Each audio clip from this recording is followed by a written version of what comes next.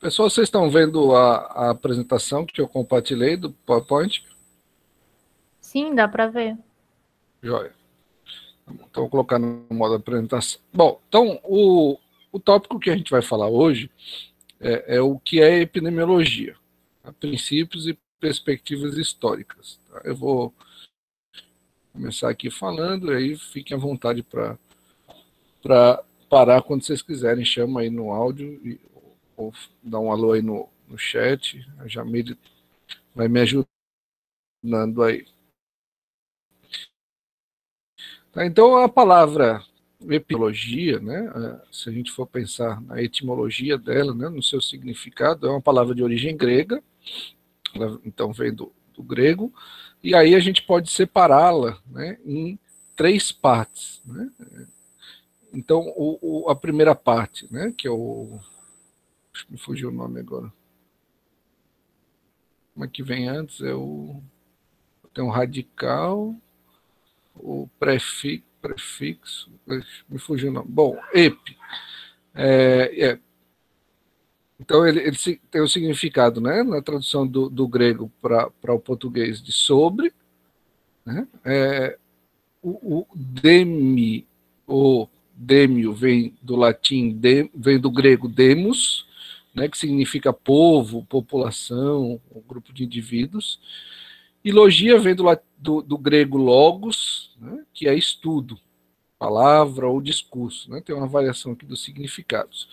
Mas quando a gente faz a composição, então, desses três termos do grego, então a gente obtém a palavra que traduzida para o português fica epidemiologia, então a gente vai ter o estudo do que está sobre as pessoas.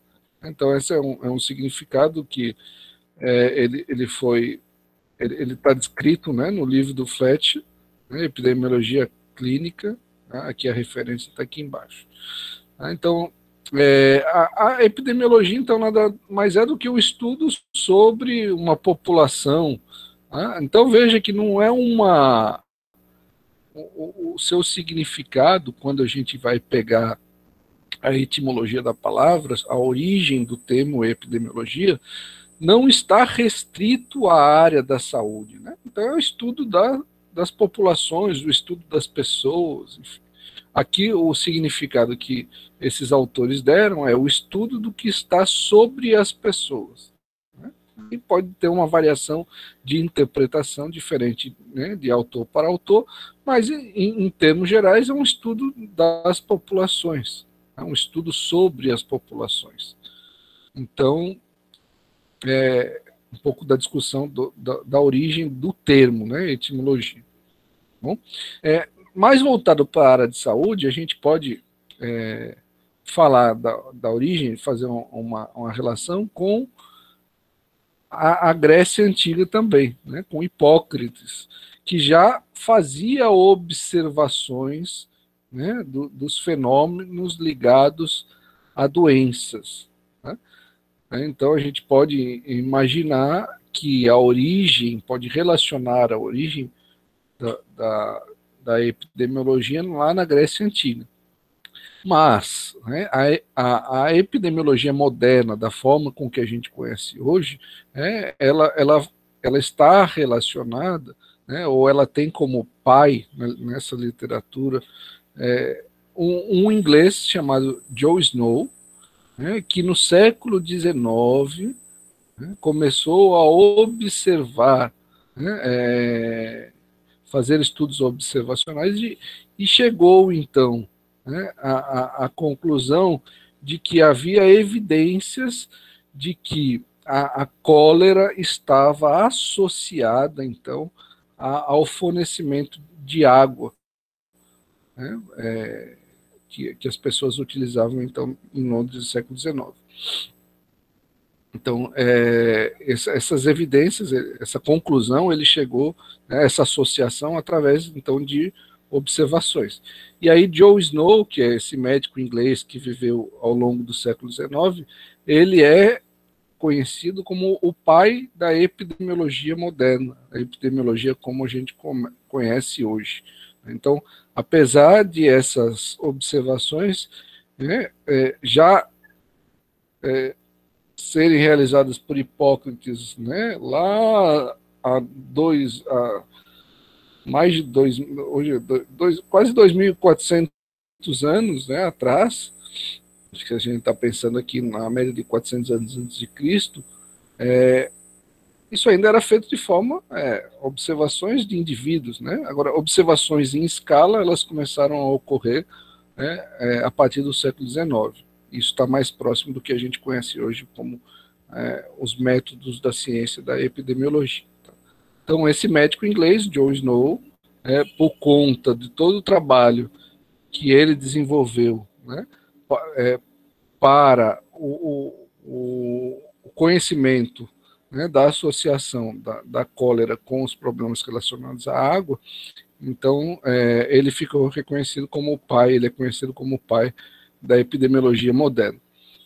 No livro, né, que eu indiquei, que a gente tem lá nas referências, epidemiologia básica, que inclusive está aqui na referência, de onde a gente retirou, né, essa tabela, ela traz uma historinha, os autores trazem uma história sobre esse médico, né, o Joe Snow, e sobre suas contribuições no conhecimento, então, da associação, né, da cólera com os problemas da água. Tá? Vocês podem dar uma olhada lá depois. Como eu falei, esse livro está disponível na internet. Tá? Aí eu retirei essa tabela desse livro, né, que ele apresenta essa tabela, em que as mortes, ele está associando aqui, ó, as mortes por cólera em 2 áreas de Londres, que eram abastecidas por 2 companhias distintas de água, entre 8 de julho a 26 de agosto de 1854. Então, quando a gente pega aqui, ó, as 2 companhias, Southwark e Lambeth, a gente tem a população em 1851, né, acredito que essa população aqui seja atendida por cada uma dessas companhias, e aí você tem o número de mortes por cólera, né? Então, dentre essa população atendida por essa primeira companhia, né, vieram a falecer 844 pessoas, e nessa população atendida por essa companhia, 18 pessoas. Então, a gente tem uma taxa de mortalidade por cólera para 1.000 habitantes, aqui igual a 5 e aqui igual a 0,9. Então, quer dizer, para a população atendida pela companhia Southwark, a taxa de mortalidade é cerca de 5 vezes, um pouco maior até, do que atendido pela essa companhia Lambeth. Né? Então, há uma diferença. Então, a partir desses estudos, né, Joe Snow, né, concluiu, né, que havia uma associação entre a incidência de casos de cólera e o fornecimento da água. Né? Então, ele concluiu que havia algum problema na água.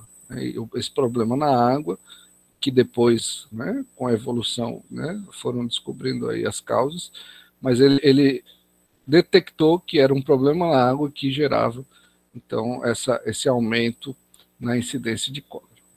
Bom, então, por isso ele ficou conhecido como... Pode falar. Tem um livro, o Mapa Fantasma, o Mapa Fantasma, que é um livro fininho, pequeno, de história mesmo, que ele conta a história de Jon Snow. E é um livro bem interessante de ler, porque não é um livro utilizado na academia como os outros que a gente indicou.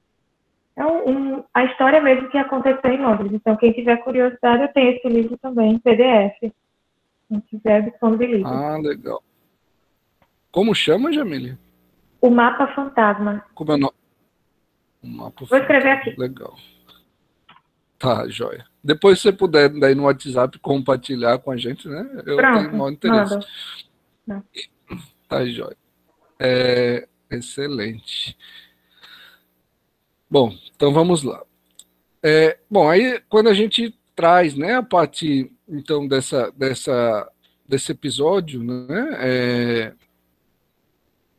relatado aí por Joe Snow, né, que através dessa dessas observações, de estudos observacionais. Então, ele chegou à conclusão de que o problema da cólera, o aumento na incidência de cólera estava associado a algum problema na água, e aí, com o passar do tempo, né, foram descobertas as causas. Então, dessa transição, né, que existia lá da Grécia para essa epidemiologia moderna, então a gente pega essa definição apresentada também no livro de Bonito e colaboradores, que são vários autores, né? Então, a partir dessa definição, a gente entende que a epidemiologia moderna é o estudo da distribuição e dos determinantes de estados ou eventos relacionados à saúde em populações específicas e sua aplicação na prevenção e controle dos problemas de saúde. Tá? Então, essa definição, tá, eu coloquei as referências sempre aqui embaixo, ela foi retirada também aqui daquela referência indicada. Tá? Então, a epidemiologia, ela faz o quê? Ela realiza levantamento de dados, né? Como a Jamile falou muito bem, não é simplesmente, né, pegar os dados friamente e chegar a conclusões, existe toda a metodologia para o desenvolvimento dos estudos, a gente vai falar dos tipos de estudo, enfim. A análise estatística é uma parte, uma microparte da epidemiologia, né? Mas ela se dá através do levantamento de dados para embasar, né, o planejamento, o gerenciamento e a avaliação das ações de saúde pública. E a gente vai falar um pouquinho mais à frente especificamente sobre as contribuições da epidemiologia na saúde pública. E até na próxima aula, a atividade que vocês vão ter assíncronas é a discussão de um texto, né, falando da epidemiologia e das políticas públicas. Mas vamos olhar aqui para essa definição, né? O estudo da distribuição, né? Então, como que esses eventos, né? Como que essas doenças, se a gente pensar em doenças, ou como os riscos estão distribuídos, né? Ou, na verdade, os riscos entram aqui entre os determinantes, né? Na saúde, né, de populações específicas. Então, quando a gente vai fazer um estudo epidemiológico, a gente vai falar isso muito ao longo da disciplina, a gente vai definir qual é a população que a gente quer estudar. Então, essa população no estudo ela tem que estar muito bem definida. Né? Então, você vai estudar um grupo, você pode classificar por região, né, por um tempo, né? Se você vai fazer um estudo transversal, um estudo de coortes, você vai acompanhar um grupo ao longo de um tempo, você vai acompanhar pessoas saudáveis, você vai acompanhar um grupo de pessoas que têm uma certa morbidade. Esse delineamento, a gente vai trabalhar muito ao longo da disciplina, ele vai estar muito presente no trabalho epidemiológico. Tá? Além disso, como eu já falei, né, o trabalho na epidemiologia ele é um trabalho multidisciplinar acerca que, no seguinte sentido, se a gente, então, está buscando, né, entender... Só um minutinho, gente, só um minutinho. Filha, por favor, você pode ir para lá, que esse som atrapalha o papai. O papai está dando aula.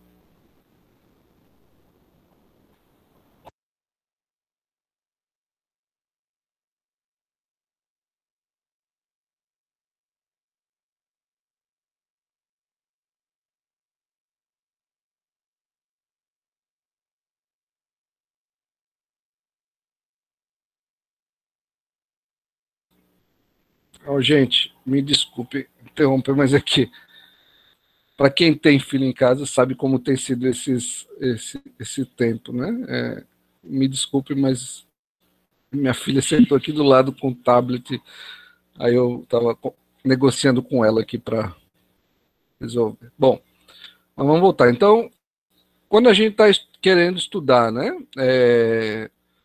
fatores, né, de risco, por exemplo, que contribuem com o aumento de incidência de uma doença, nem sempre esses fatores eles são fatores físicos, né? Então, por isso essa multiplicidade. A gente pode ter, por exemplo, vamos pegar um exemplo. Estava falando da minha filha, aí eu lembrei agora no exemplo de crianças, né? O quanto essa pandemia impactou, e tem impactado para a saúde das crianças. A minha filha, eu vou citar o exemplo da minha menina, que ela tem 4 anos e 7, 4 e 8 meses, né? Nós chegamos em alguns momentos em casa e começar a ficar preocupados com mudanças no comportamento, e isso tem impactos em relação a fatores nutricionais, né? Então, mudanças no comportamento pode gerar ansiedade, que vai gerar uma alimentação desbalanceada, que vai gerar problemas que pode vir gerar diabetes, aumento de colesterol, enfim. Então, a gente precisa levar em consideração, e aí é onde entra essa multidisciplinaridade, que nesse trabalho, né, epidemiológico, ele não está restrito, né, a fatores de risco da área que estão restritos à área de saúde, né? Então a gente precisa ter essa percepção dessa amplitude do trabalho na epidemiologia. Esse é um exemplo, né? Mas a gente poderia citar outros exemplos de outras áreas também, né? E aí uma transição importante, né, entre os séculos 19 e 20, citado por Bonito também, foi a difusão dos métodos quantitativos. Então a gente passa a ter, né, o que se fazia lá, né, nos tempos mais remotos, de observações individuais, em pequenos grupos, passa a ter uma condição melhor de aumentar essa escala das observações. E aí começa a ter, nessa transição, a difusão de métodos quantitativos, né, no estudo do desenvolvimento de doenças em subgrupos da sociedade por meio de taxas e coeficientes. A gente fala muito na taxa de incidência, taxa de prevalência, mortalidade, aí a gente começa a trabalhar com curvas que vão descrever o comportamento das populações ao longo dos anos, né, a mortalidade para alguns casos e algumas populações, a mortalidade se dá prevalentemente na adolescência, na juventude, então é um indicativo, enfim. Então, a depender do que a gente está querendo estudar, do tipo de trabalho, a gente vai utilizar uma certa metodologia, tá? Mas nessa transição aparece a ter uma difusão, a importância vai ganhar dos métodos quantitativos nesse estudo. E aí, inicialmente, nessa transição, quando eu falo dos métodos quantitativos, dessa difusão, a gente começa pelo uso deles no controle de doenças transmissíveis, né? Quando a gente pensa aí entre o final do século XIX e início do século XX. Mas, com o passar do tempo, isso também vai se expandindo para outras doenças, né, como as doenças crônicas não transmissíveis. Então, no caso da hipertensão, do diabetes, doenças coronárias, um clássico, né, nos livros, nos estudos, para quem está iniciando a epidemiologia, é o estudo desenvolvido na década de 50 por pesquisadores ingleses, se eu não estiver enganado, sobre o prejuízo do tabagismo, né, na saúde. Então, a associação entre o tabagismo e o câncer de pulmão. Então, é uma doença crônica não transmissível. Nesse caso, né, os pesquisadores inicialmente começaram com exames experimentais, avaliando, né, as substâncias presentes no tabaco, né, nos cigarros, e aí depois, através de estudos observacionais, né, eles foram acompanhando pacientes, né, fizeram todo lá o desenho, e aí começaram a perceber, então, e começaram a encontrar, então, essa associação entre o tabagismo e o câncer de pulmão, né, é algo que hoje está consolidado, tá, dentro da literatura, né.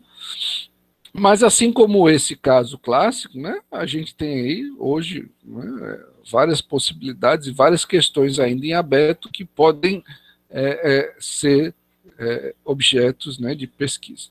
Bom, e nessa para o desenvolvimento dessas pesquisas, né, eu trouxe aqui já uma pirâmide, classifica os trabalhos, só uma olhada inicial, a gente vai falar isso ao longo do curso, né? Mas os trabalhos, eles fornecem para a gente, esses trabalhos, eles fornecem evidências científicas e existe uma classificação desses trabalhos, né? Dependendo do tipo de trabalho, o nível de evidência que ele irá fornecer, né? E além do que, cada trabalho ele tem um objetivo. Se você vai definir incidência, se você quer estudar prevalência, se você quer estudar causa, então você vai ter um trabalho para cada finalidade, vamos dizer assim. E aí nessa pirâmide, nessa figura, né, a gente tem lá no topo os trabalhos que hoje são considerados que têm o maior nível de evidência científica, então são as revisões sistemáticas, e aí aqui incluindo as revisões sistemáticas com meta-análise, né, que é um procedimento estatístico para você usar nas revisões, e aqui embaixo a opinião de experts, né? Então, se você pegar um especialista e for perguntar a opinião dele, simplesmente, ele tem um nível de evidência científica muito baixo, né? Estudos in vitro também, que é aqueles estudos com células, né? E depois conforme você vai desenvolvendo aqui, vai subindo, né? E aí, o conhecimento disso é importante até para evitar polêmicas que a gente presenciou, né? Na verdade, polêmicas sempre estiveram presentes, mas nesse momento grave que a gente está vivendo desde o ano passado, isso assim, se aflorou, né? Então, casos como a da hidroxicloroquina, ivermectina, anita, a vitamina D e todos os tratamentos que foram sugeridos sem estarem baseados em evidências científicas, né? E aí, ao longo do tempo, isso foi ficando mais evidente. Né? Então, aí, se vocês... Não vou nem pegar hidroxicloroquina, mas vamos pegar hidroxicloroquina, né? O trabalho publicado inicialmente, lá no início da pandemia, pelo médico francês que causou toda essa controvérsia, ele foi um estudo de casos, né? Uma série de casos. Ele pegou um grupo de pacientes lá e... Então, veja que é um nível de evidência muito baixo, né? E que depois outros estudos comprovaram, então, que a gente não tinha evidência para a utilização da hidroxicloroquina no tratamento da Covid, né? A mesma coisa ocorreu com aquele medicamento para verme aqui no Brasil, Anita, né? O governo brasileiro financiou uma pesquisa, o ministro da Ciência e Tecnologia foi à imprensa dizendo que eles estavam prestes a descobrir a cura da Covid, né? Porque os resultados in vitro foram satisfatórios. Veja, os estudos in vitro, eles estão na base da pirâmide de evidências científicas, né? Depois eles desenvolveram outros estudos, e eu posso até mandar o link para vocês, um artigo que foi publicado por um grupo de pesquisadores brasileiros, não comprovou, né? Não trouxe evidências do uso da Anita. Se eu não me engano, eu não sei exatamente a proporção, mas no grupo a comparação entre...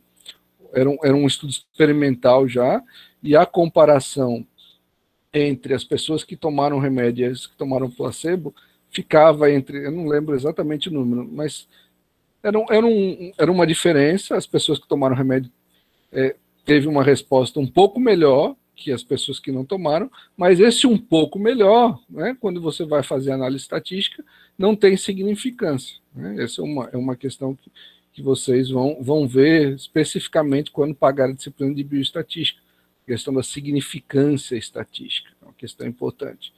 Então, aqui na epidemiologia a gente vai discutir um pouco sobre isso, né? Quando a gente for falar de delineamento de trabalho, quais são os tipos de estudo, então a gente vai tratar bastante disso, tá? Isso é muito importante para a epidemiologia. Enfim, então o que a gente está interessado aqui em estudar, né? Dentro da epidemiologia? A relação entre causa e efeito, né? Então, a gente está interessado em estudar, e para isso a gente utiliza grupos de pessoas, a gente utiliza subgrupos de uma população, então a gente define as populações que a gente quer estudar para verificar, né, quais são as causas, né, ou quais são os fatores de risco para um certo desfecho. Então, a gente está estudando aqui as relações entre causa e efeito. E por que a gente estuda isso? Né? Porque a gente pode, com isso, então, a prevenir doenças.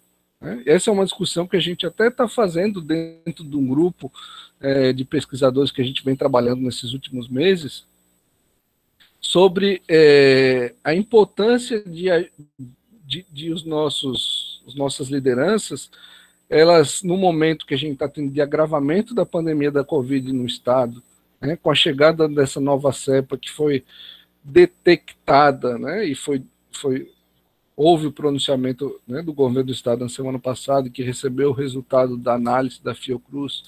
Essa nova cepa já circula em Alagoas desde fevereiro, então a gente fica se perguntando, né, quais os desdobramentos disso nas próximas semanas. A gente não tem no nosso trabalho condição de acompanhar, de apontar causas, né? Nosso trabalho é trabalho epidemiológico e com várias limitações, mas a gente percebe que tem aumentado nas últimas semanas, né? E com todas essas limitações de teste e quando você junta com todas as outras evidências, a ocupação hospitalar tem aumentado muito, muito rápido nessas últimas semanas, então a gente fica preocupado.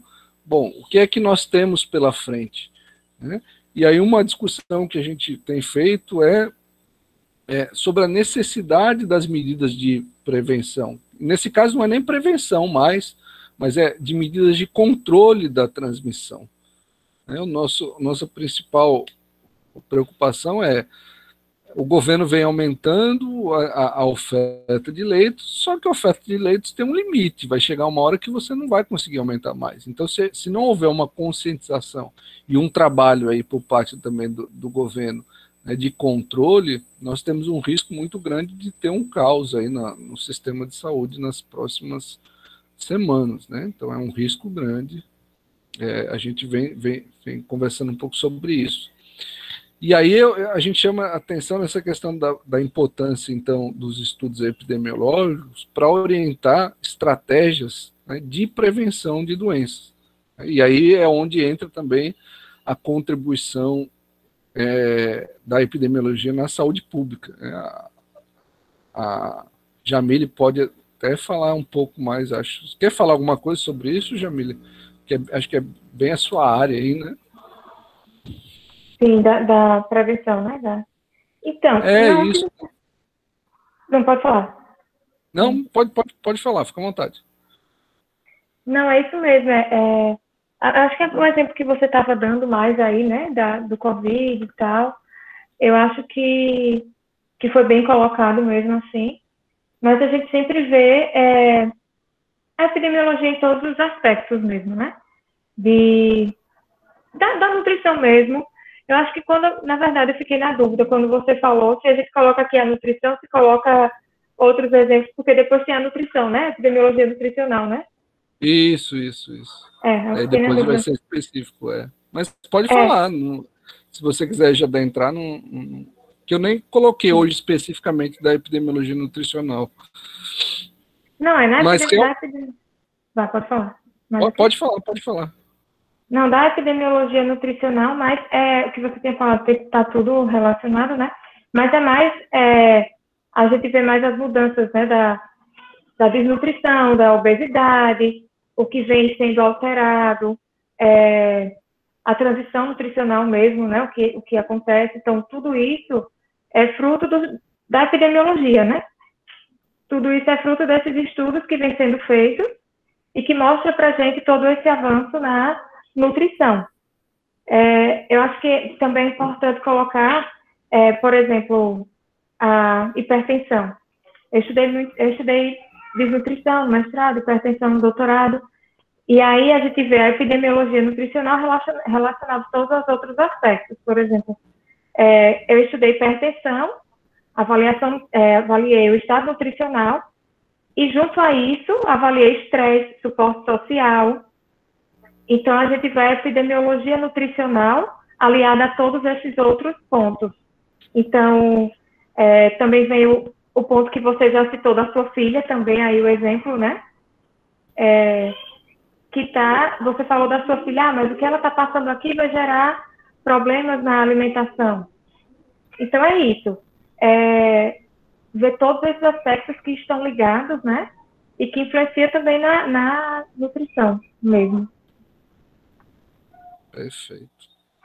Muito bom. Porque e aí a gente chega nesses resultados através desses estudos epidemiológicos, né? Uhum. Excelente. E aí, com esses resultados, porque então, só veja se eu. Pode me corrigir, Jamília, se eu estiver falando alguma besteira, mas a gente consegue identificar, então, os fatores, né, de risco que levam à hipertensão, que levam a diabetes, associados a fatores nutricionais, né? E aí a gente pode, a partir disso, estabelecer estratégias, planejamento para prevenir essas doenças, não é? Sim, eu acho que a gente tem que pensar, tipo, tudo que a gente conhece hoje da nutrição, a gente fala da nutrição, que a gente está aqui, né, no curso de nutrição, tudo que a gente sabe hoje, como funciona, qual a prevenção para o seguinte agravo, qual o alimento, qual a reação que a gente vai ter, tudo isso, eu costumo dizer, posso estar errado, mas muito vem da epidemiologia, né, que é esse o caminho que a gente tem para chegar a esse conhecimento.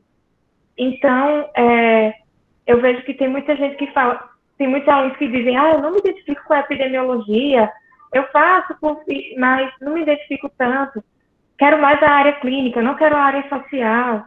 E aí, não tem como a gente fugir. Se a gente está no consultório, tudo que a gente está aplicando ali foi um pesquisador que descobriu, né? Então, foi um profissional que estudou, que realizou aquela pesquisa e descobriu tanto do alimento como de um fitoterápico, seja qual for o mecanismo, né, que a gente está utilizando. Então, por trás disso tudo que a gente já pega mastigadinho, teve todo esse aparato para descobrir como foi feito. Quando você colocou aqui o estudo do tabagismo e câncer de pulmão, muito bem colocado, desde a década de 50, eu lembrei também do estudo, que é um estudo de Framingham, que ele vem sendo desenvolvido para avaliar a hipertensão. Então, é uma coorte muito antiga que vem sendo desenvolvida e ela ainda está em andamento. Então, é assim que a gente vem descobrindo qual o caminho para a gente lidar com esses agravos. Como você colocou, da ivermectina, né? Como é que é desenvolvido. Bem legal. Você está trazendo isso que é novo, eu acho que dá mais uma animação para a gente. Legal. Perfeito, muito bom. Gente, alguma dúvida, alguma pergunta antes de a gente aí continuar? Aí a fala da Jamília foi muito boa, que ele vai complementando, né? Essas questões mais bem específicas para vocês da nutrição. Até na fala da Jamília, eu me lembrei que a gente vai falar daqui a pouco, de uma área que vem se desenvolvendo muito, que é a epidemiologia clínica, né? Tem até um livro, depois eu compartilho com vocês, que eu peguei com o Jonas sobre epidemiologia clínica, e aí é muito disso que ela falou, né? Quem está lá na ponta na clínica e que acha que nunca vai precisar da epidemiologia, né? Mas os estudos da epidemiologia, como a Jamile, que é da área, colocou, eles vão embasar as decisões depois para os indivíduos. Então, se você é profissional da nutrição e está lá no seu consultório ou está na clínica e você começa a perceber mudanças, enfim, você tem alguma questão que você levante, você vai precisar da epidemiologia para ajudar a resolver aquele problema, né? É a nutrição baseada em evidências, né? Evidências científicas. Alguma dúvida, gente? Alguma pergunta?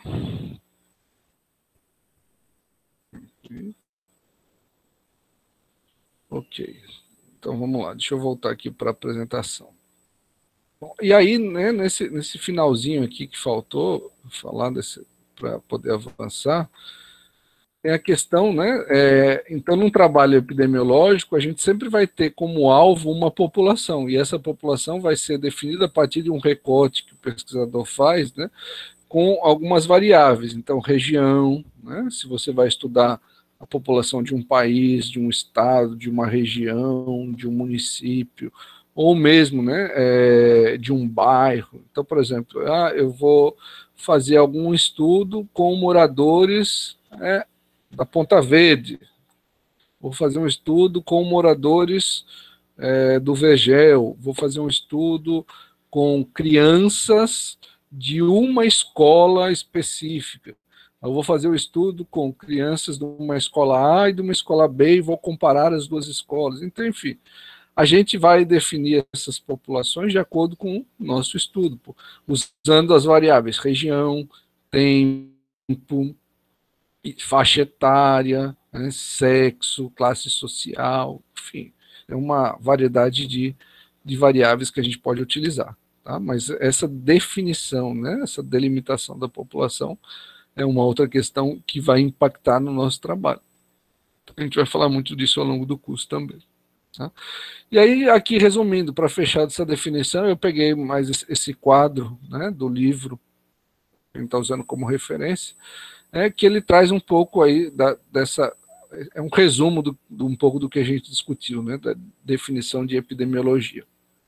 Então, a gente tem aqui alguns termos, estudo, distribuição, determinantes, tal, estado, população, aplicações, que a gente tentei passar um pouco por eles, né? E as explicações, tá? Então, vocês podem depois ver com mais calma lá, tá lá no livro que está disponível na internet, como eu falei para vocês, esse livro, ele é aberto. Né? Então, o estudo inclui vigilância, observação, teste de hipóteses, pesquisas analíticas e experimentais. Né? Aquela pirâmide que eu mostrei para vocês com as evidências, né? Você tem lá estudos observacionais, você tem estudos experimentais, né? Estudos descritivos, estudos analíticos. Né? Então, a gente vai falar ao longo do curso da classificação de todos esses estudos. Né? A distribuição, tá? Então, refere às variáveis, né, que vão definir a nossa população. Os determinantes, né, quais são os fatores que afetam, né, o processo de saúde e doença. Né? Então, afetam o estado de saúde, e aí você tem desde fatores biológicos, como fatores culturais, econômicos, comportamentais. Né? Por isso que a gente nem sempre vai ficar restrito, né, à área de saúde, a gente vai precisar fazer essa interface com outras dimensões. Estados ou eventos relacionados à saúde, né, então refere-se a doenças, causas de óbito, né, hábitos comportamentais, enfim, etc. A população, então, que a gente vai definir, né, as características da população do estudo, e a aplicação da prevenção e controle. Né. Então, o objetivo da saúde pública é promover, proteger e restaurar a saúde. Por isso que a epidemiologia é uma ferramenta muito importante para a saúde pública, né, como a gente vai falar na sequência. Então, em termos gerais, né, e aí eu vou para a parte final, eu vou deixar, vou encerrando aqui, eu não vou entrar, eu deixei até a parte do processo de saúde e doença para a Jamile tratar na próxima aula, que ia ficar muita coisa. Então, em termos gerais, saúde pública, e aqui eu até vou pedir a colaboração da Jamile, que é a área dela, bem específica, ela, né, tem se dedicado a isso, né? Eu peguei essa definição lá no livro da Bonita e demais autores, mas, em termos gerais, saúde pública refere a ações coletivas, visando melhorar a saúde da população. A epidemiologia é uma das ferramentas para melhorar a saúde pública, tem por objetivo melhorar a saúde das populações, especialmente dos menos favorecidos. Então, quando um gestor público, né, ele vai tomar decisões, ele vai planejar, né, ações, ele deveria, não sei, não posso dizer que isso sempre acontece, mas ele deveria se basear em trabalhos epidemiológicos. Então, por exemplo, né, se a gente começa a perceber, né, que as crianças que está ocorrendo, né, uma incidência de casos de obesidade em crianças de uma certa faixa etária. Né? Então, o governo, enfim, os agentes públicos deveriam, né, estabelecer estratégias para entender quais são as causas desse aumento de incidência, né, da obesidade em crianças e adolescentes, enfim, de um certo grupo que se tem identificado. Então, vamos lá, vamos estabelecer aqui trabalhos para identificar quais são as causas, né, dessa ocorrência.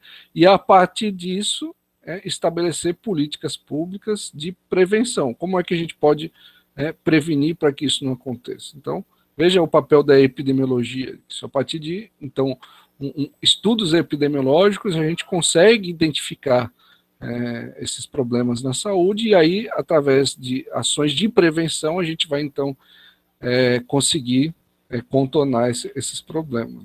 Né? Esse é um dos papéis. É isso, Jamília? Você quer completar aí, por favor? Isso mesmo. Não, isso mesmo que você colocou. E foi o que a gente tinha falado, acho que no anterior, né? Ele veio definindo aqui exatamente o que a gente estava falando anteriormente.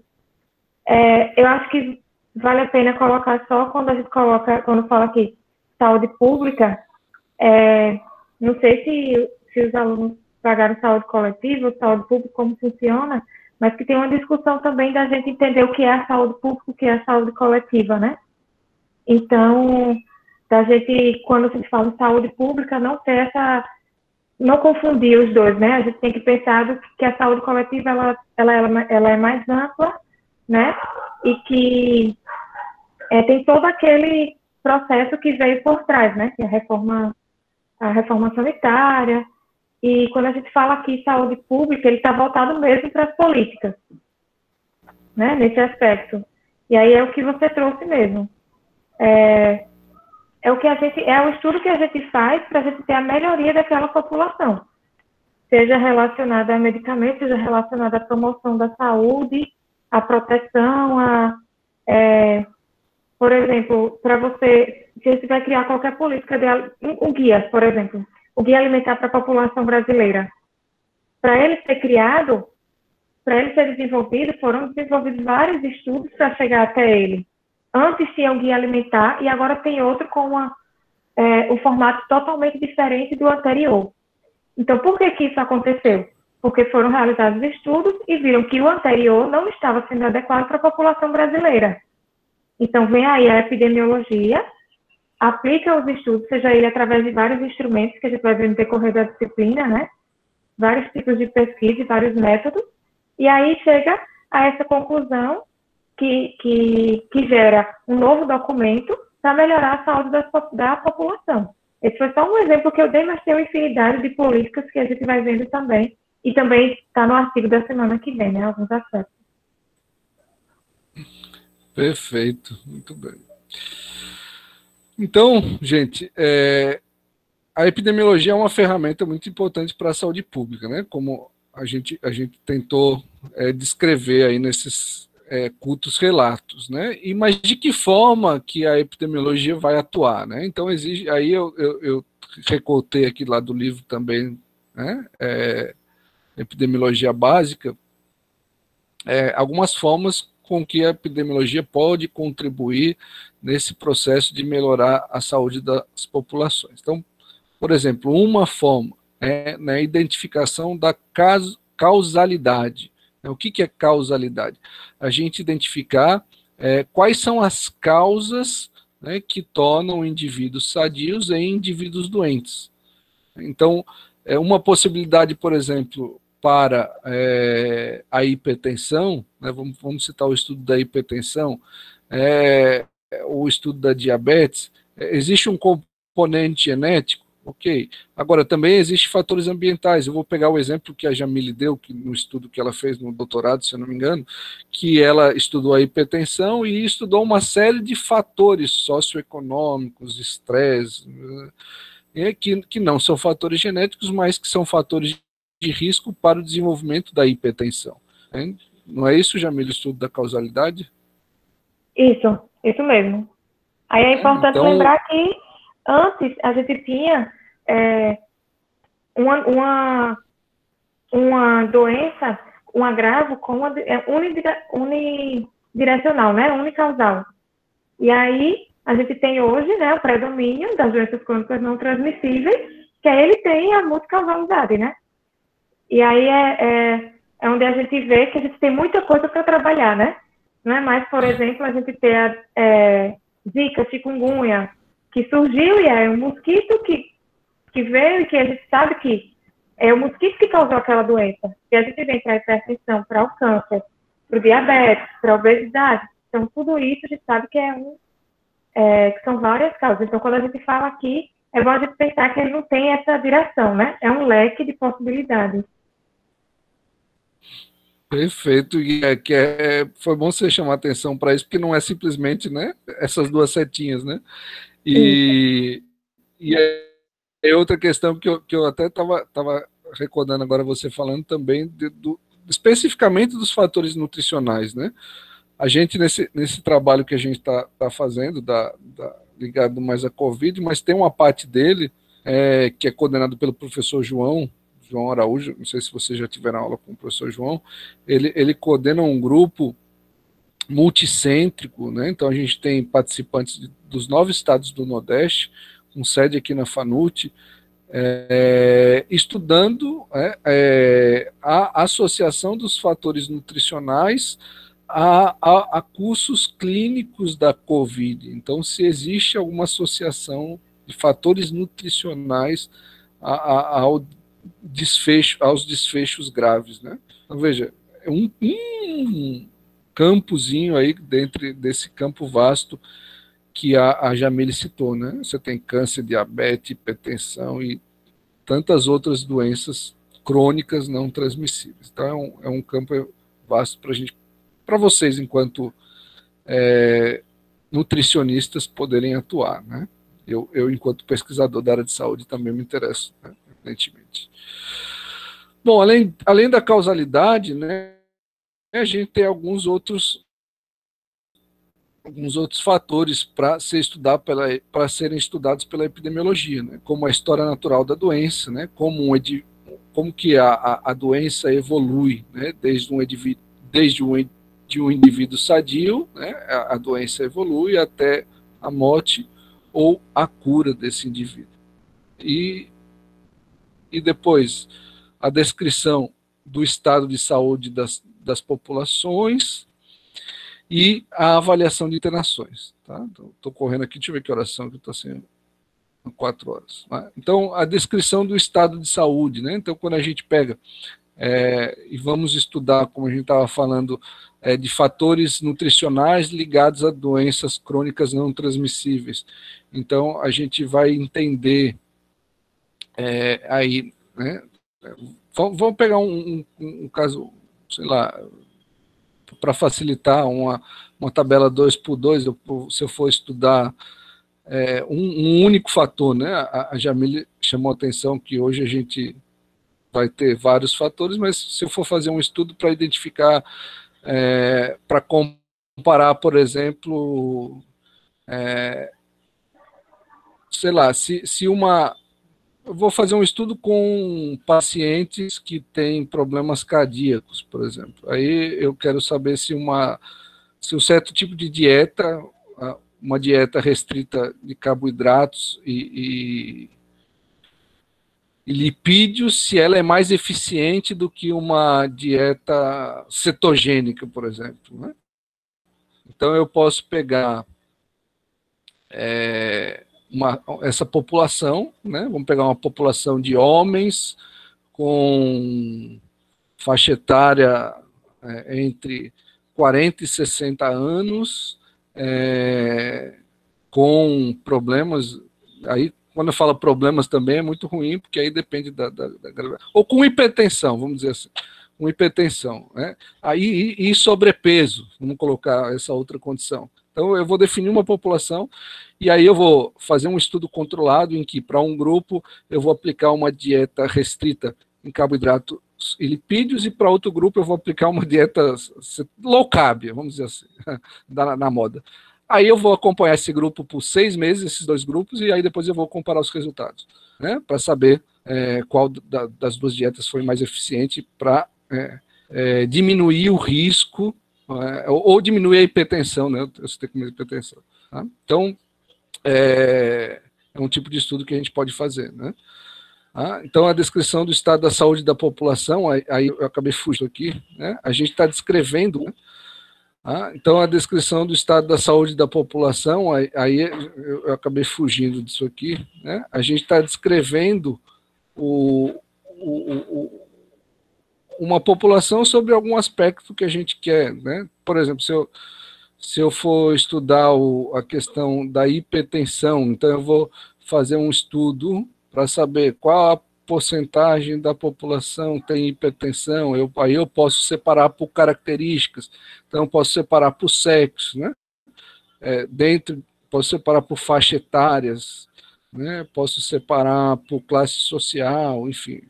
Aí vai ser descrição do estado de saúde das populações, tá? Isso ao longo do tempo. Outra, aplicação das intervenções, né? Aí sim, é o exemplo que eu dei anteriormente, que aí eu falei das duas intervenções e estou comparando, né? Ou também serve para o exemplo de tratamento, né? Aqueles exemplos que eu dei da COVID, ou um tratamento para diabetes, né? Então, quando eu falo um tratamento, pode ser um remédio, mas pode ser uma certa dieta, enfim. Então, quando a gente quer avaliar intervenções, a gente vai ter um outro tipo de estudo. Bom, acho que é isso, né? E por fim, gente, né, a epidemiologia vem se desenvolvendo, vem ampliando o seu escopo de trabalho, né? E aí no final desse primeiro capítulo, isso tudo que eu falei, né, vocês podem depois dar uma olhada nesse livro da epidemiologia básica, é o primeiro capítulo dele, ele trata, né, desse tópico, e aí no final os autores falam dessa evolução que a epidemiologia vem tendo, e aí eu acho que aqui, Jamile, talvez entre a epidemiologia nutricional, né, que eu acabei não abordando aqui, mas ela vai entrar aqui, né, nessa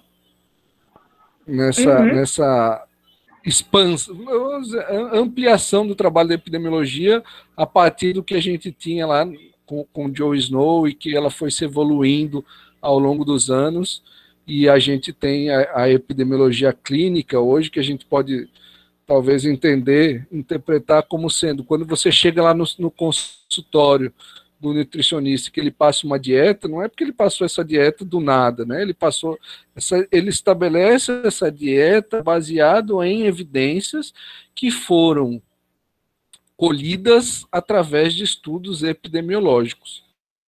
Então, a epidemiologia clínica, que vem ganhando cada vez mais importância hoje, ela é baseada, então, em estudos epidemiológicos, é baseado em estudos sobre populações.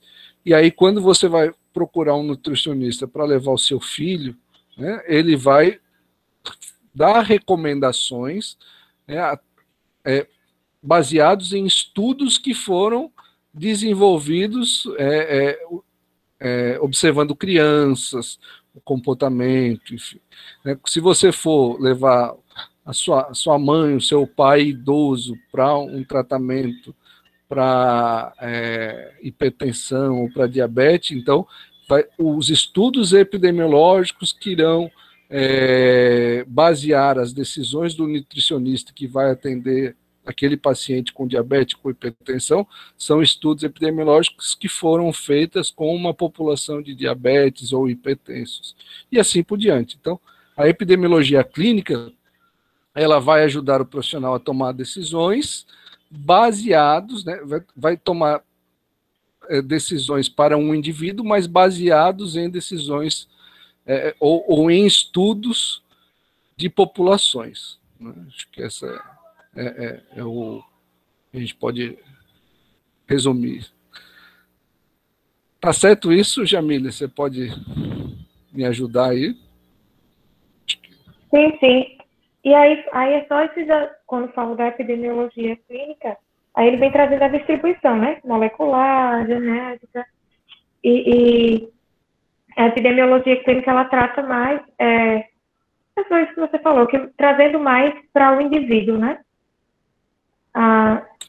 Ela traz aquela informação da epidemiologia geral para ser voltada mais para o indivíduo. E estuda também os números, por exemplo, de pacientes, que é mais restritos. Traz do macro para o menor, né? Isso. É a transposição, né? Como a gente diz. Perfeito, tá? E aí eu peguei esse quadro, gente, para a gente finalizar, ó, tá chegando a hora, lá do livro, vocês podem depois olhar com calma, é de expansões que a gente está tendo, né, nos últimos anos da epidemiologia, né? E aí vai formando aquelas especialidades, né? E aí ele cita aqui epidemiologia molecular, epidemiologia genética, epidemiologia. Então, a gente vai tendo especializações, né? E aí a epidemiologia nutricional, né, que a gente pode depois, eu vou passar para vocês o livro, a gente vai conversando ao longo do curso sobre ela, é uma dessas especializações, né? Uma dessas divisões. Tá bom? Que é o que a gente vai abordar ao longo da disciplina, né? Hoje foi uma introdução mais geral, mas aí a gente, com o andamento das aulas, vai aprofundando, vai especificando mais, né? Tá bom? Bom, eu vou encerrar por aqui, acho que será o objetivo da aula de hoje fazer essa apresentação inicial, e eu vou colocar os slides, né? Vou disponibilizar para vocês todo esse material que a gente utilizou ao longo da aula, eles estarão disponíveis nos canais que eu falei para vocês aí no começo da aula.